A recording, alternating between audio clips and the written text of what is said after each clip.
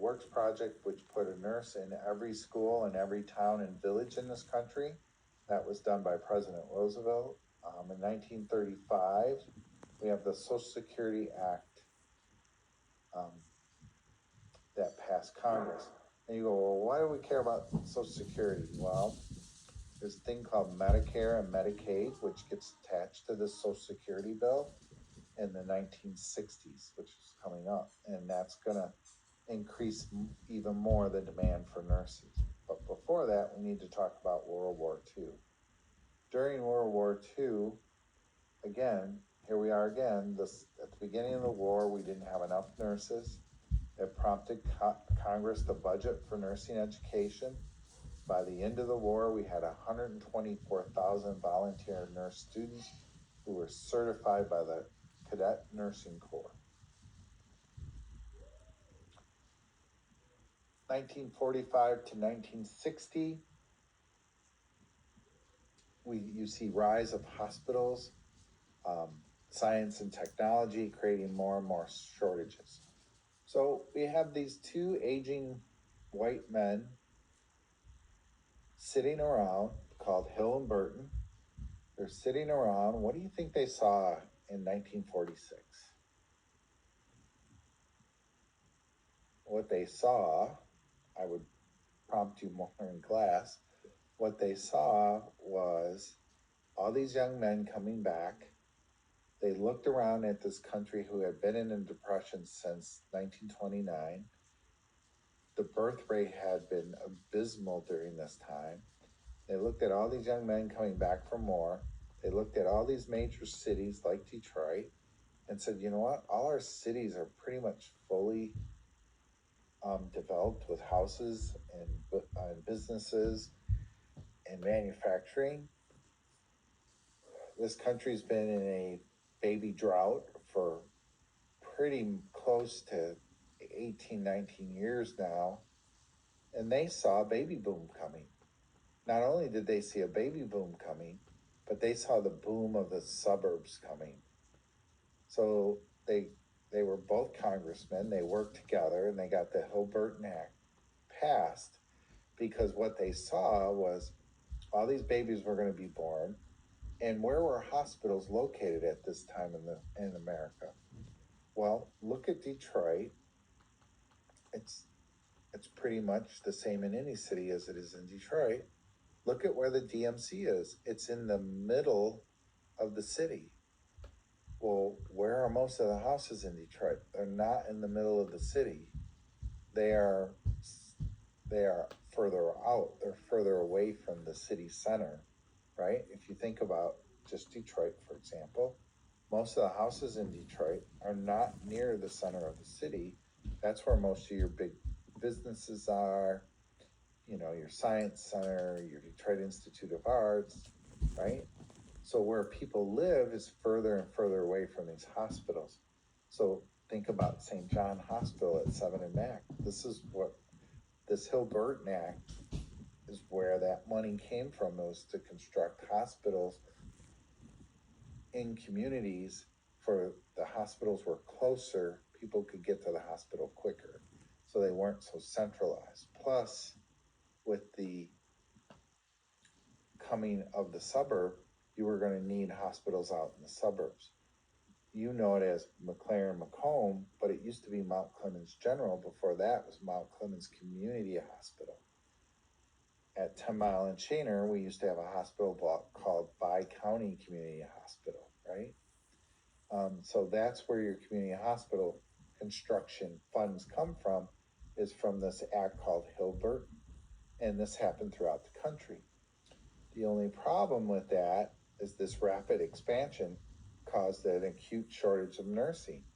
So to solve the nursing shortage temporarily, they came up with this team nursing, meaning there's 3 of you. One of you is only ever going to pass meds.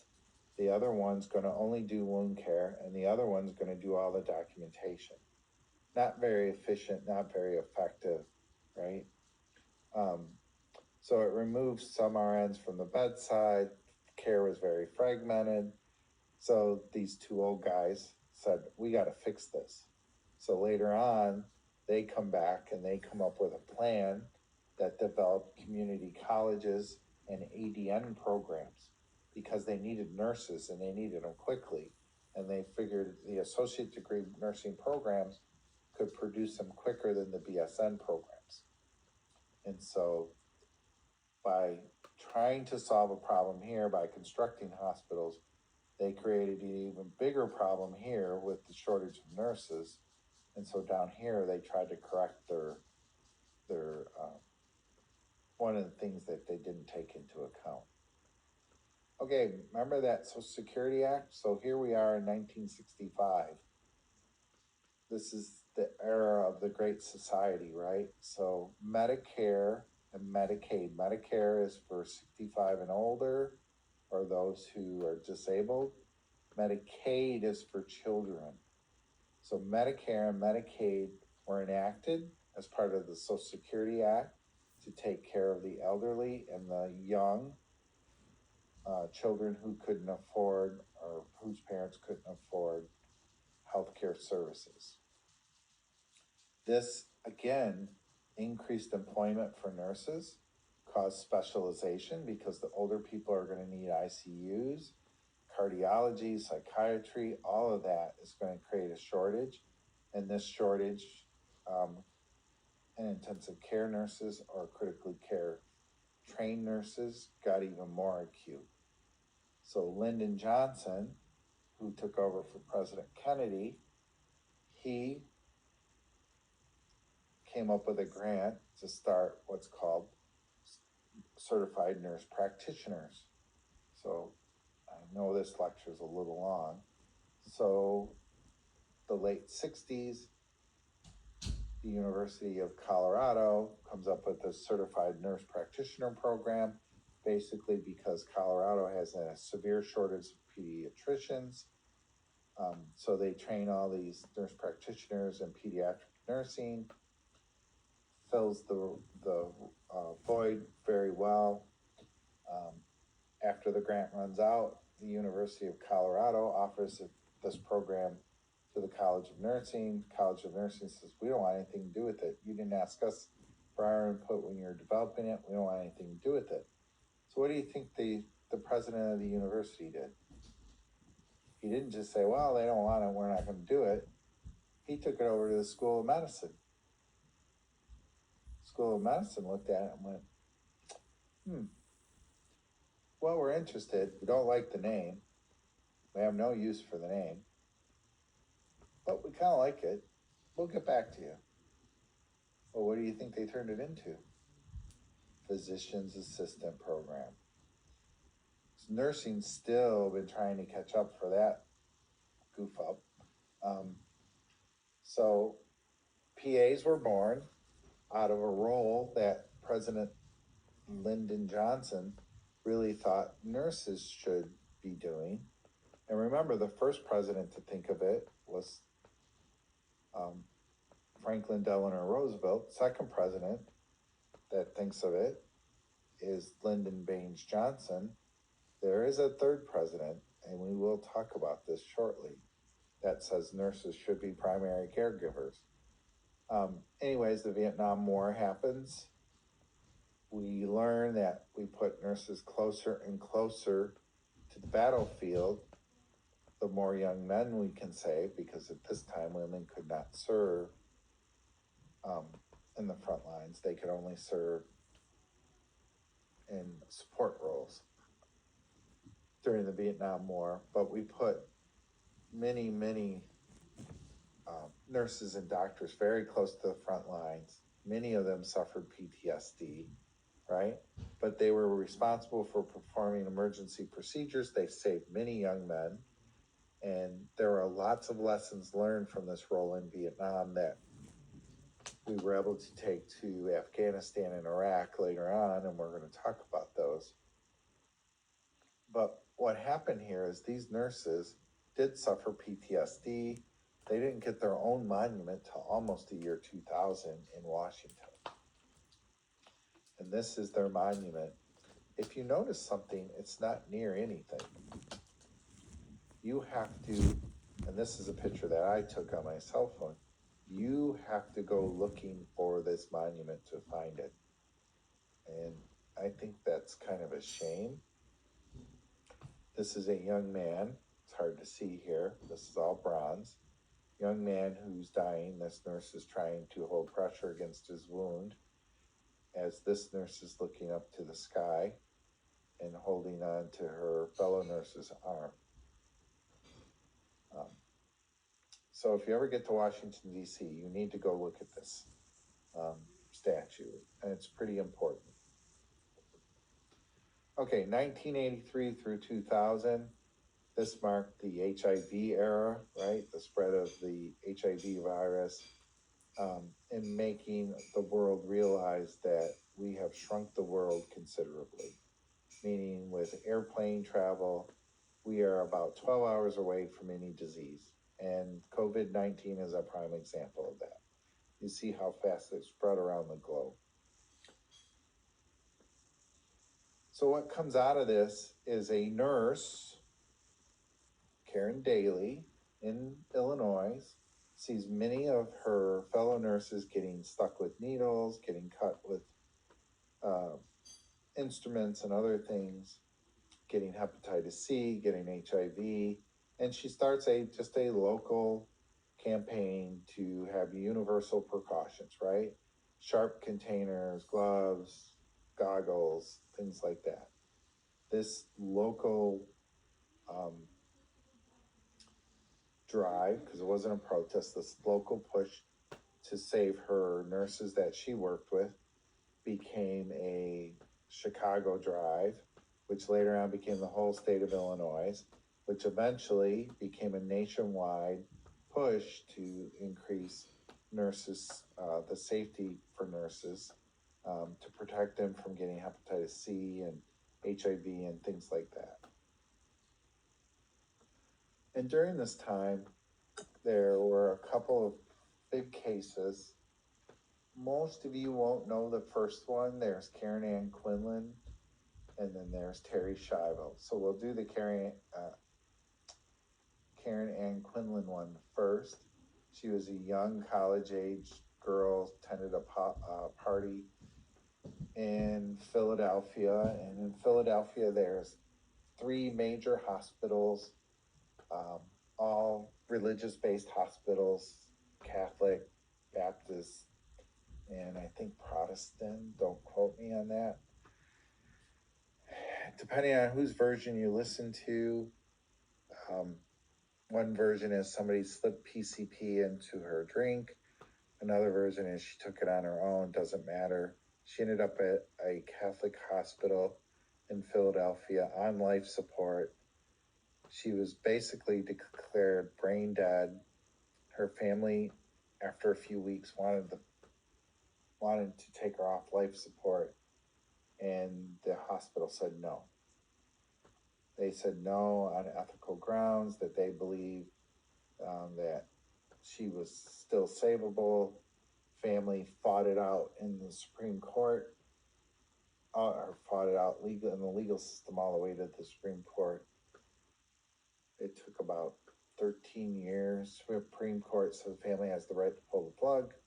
Family went to pull the plug, and the hospital said, nope, you can't pull the plug here.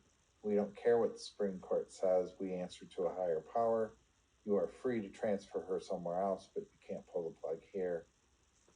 Very long story short, they did eventually get to transfer her after the family went broke fighting through the legal system, pulled the plug, and she lived for quite a while before passing away. Terry Schiavo is more recent. She was the young mother in Florida in the early 2000s. She suffered a severe stroke. Most of the neurologists said that only about 40% of her brain was still working. She couldn't feed herself, she couldn't talk, she couldn't bathe herself, she couldn't walk. Her husband said that they had had long conversations about if anything like this happened to either one, they didn't want to be sustained or be a burden to anyone. She had a feeding tube. That was the only way she could get any kind of food long term. And so he wanted to pull the plug. Her parents took him to court and said he didn't have the right to. He only wanted to pull the plug because he had found a new girlfriend. He said the girlfriend had nothing to do with it, that she didn't want to live that way. The Florida Supreme Court said he had the right to stop the tube feedings. Family appealed it to the Supreme Court. Supreme Court refused to hear the case. He pulled the plug on the tube feedings, and 2 weeks later she died. Depending on what side of the debate you're on, some will say it was cruel and unusual punishment. He starved her to death. Others will say he was putting her out of her misery. She couldn't sustain life on her own. Therefore, she wouldn't live without heroic measures, and she didn't want to live that way. It's tough. My point of telling you these two stories is not to bore you to tears. It's to get you to look at both sides of the picture. That's the problem these days. We want to take one side or the other. You need to look at both sides of these as a nurse. It's not right or wrong. It's an individual's right to choose what they want to do. This is why advanced directives are important, because machines can keep us alive. We know this, right? I'll give you another example. I worked for a doctor. She went through medical school in the early 60s at Wayne State. She believed she could save everybody. Her son comes along in the late 80s, early 90s. He will only code somebody 20 minutes because he believes in quality of life. It doesn't mean they disagree about what they can do. What it means is he's looking at, yeah, I can save them. They're going to be on machines for the rest of their life. Or do I let them go because there's no quality of life? Tough decision, but we need to start looking at both sides of things. All right. So this brings up lots of ethical questions, right? And we could debate this for hours, but we're not. My point is, with the advance of technology, it's not always the great news, right? Because now technology is keeping us alive longer and longer. And what about quality of life, right? Okay, 2001 through present day. Well, 2001 World Trade Center attacks happened. Hurricane Katrina basically wiped out New Orleans. Nurses were called to work in both of these situations. And listen, as open as our society is, 9/11 is going to happen again. It's not a matter of if, it's a matter of when, right? Unless we're going to live like they live in, communist countries and we can't move around, it's going to happen again. And nursing needs to be ready to respond to that. Okay, healthcare reform. So the Affordable Care Act. So I always do this interesting exercise. If I ask you what you think about the affordable healthcare, most of you think it's a wonderful thing, and most Americans think it's a wonderful thing. However, if I say, what do you think about Obamacare? Yeesh, you guys are all over the place. Some people love it, some people hate it. Newsflash, it's the same thing. It's exactly the same thing. Affordable Care Act and Obamacare are the same thing. It did a lot of good things. It did some things that weren't so good, right?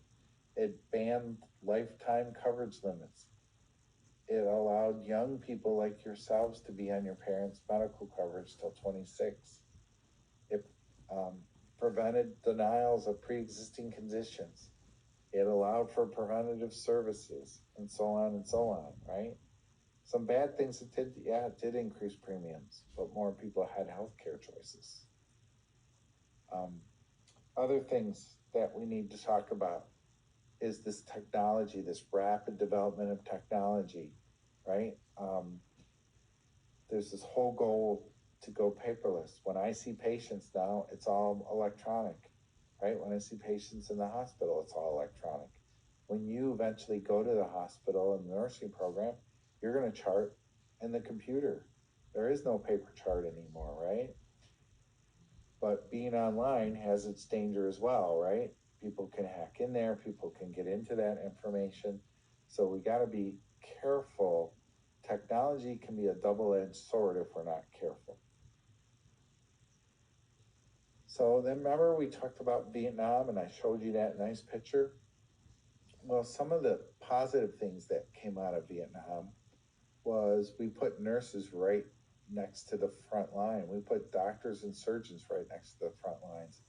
You see the young man that came home and that was burned on 70% of his body, that wins Dancing with the Stars.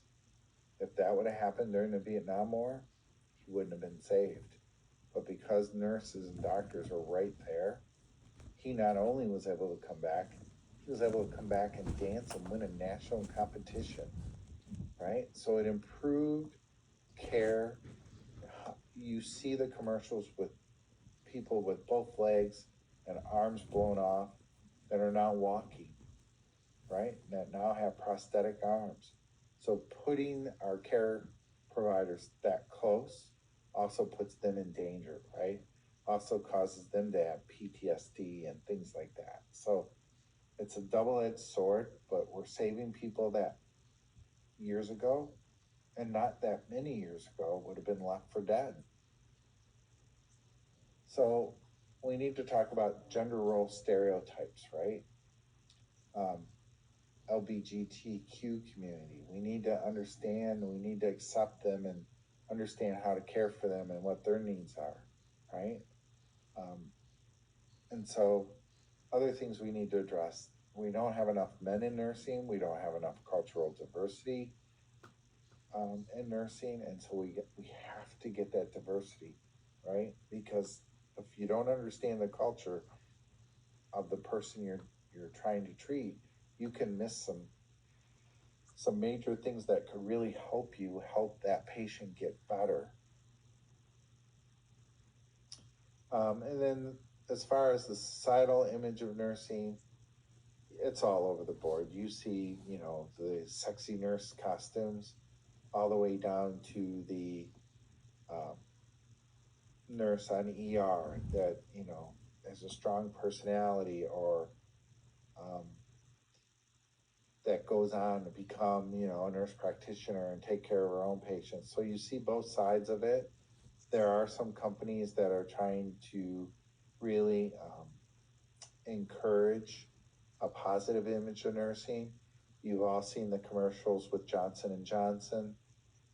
They have a campaign to improve the image of nursing. The one that you probably most sticks in your mind is the big burly male nurse. He's kind of bald, and he goes in and he's like, "Come on, we got to do your chemo treatment." She's like, "Oh, I don't want to do no more." And then he sings her a song as he's giving her the chemo, right? Johnson Johnson also has a lot of scholarships for ADN nurses available. There are some other nonprofit organizations that are changing how the world thinks about nursing and how it views nursing. Other things we need to talk about is the aging of America. Life expectancy in America keeps increasing, right? And we have the largest number of the fastest growing segment of American population is the oldest old, 85 and older. And right behind them are the baby boomers who are retiring at about 10,000 every week in the US. So there's a higher proportion of older versus younger. And creates great stress on not only the US economy, but on our health system, right? Generally, younger people take care of the older people. And since there's more older people and less younger people, there's more younger people taking care of. Instead of one or two older people, they're taking care of 5 or 6 older people. So, that wears on our nation's ability to deliver care and deliver effective care. And then diversity, I think I've talked enough about diversity. We need more, you know, ethnic and racial groups. We need more Arabic women and men, and we need more African American women and men. We need more Hispanic men and women.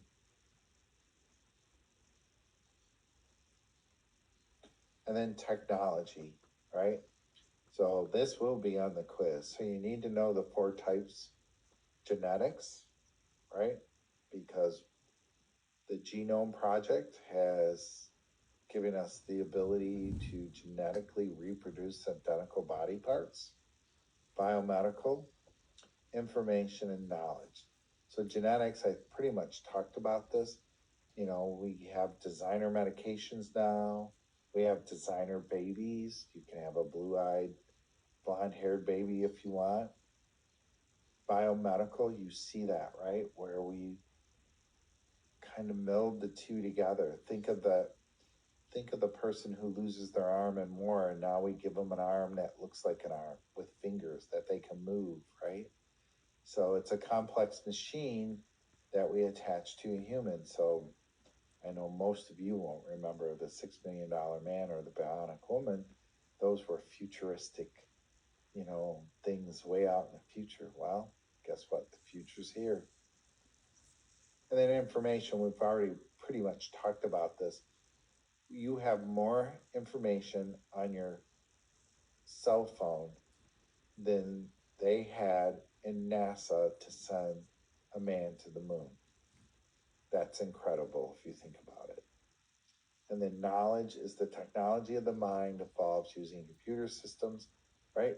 It takes your human mind to visualize this computer system, make it a reality, and then be able to take that information, put it into the computer, and generate even more knowledge, right?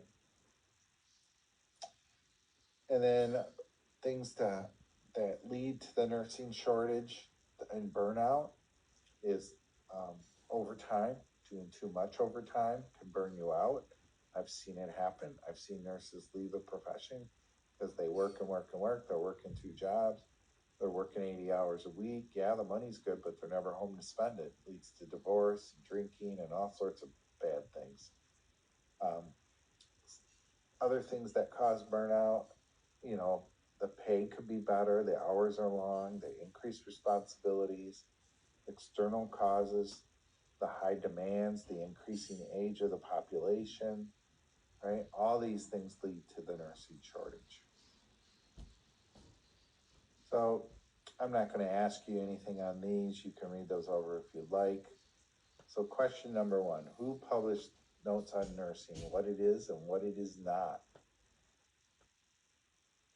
Everybody should have answered 2 for Florence. Oops. Before Florence Nightingale, men provided most of the nursing care. True.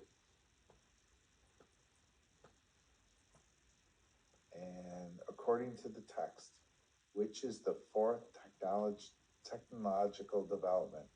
We have genetics, biomedical, information, and knowledge. How to put all that together and use it. That is the end of chapter 2.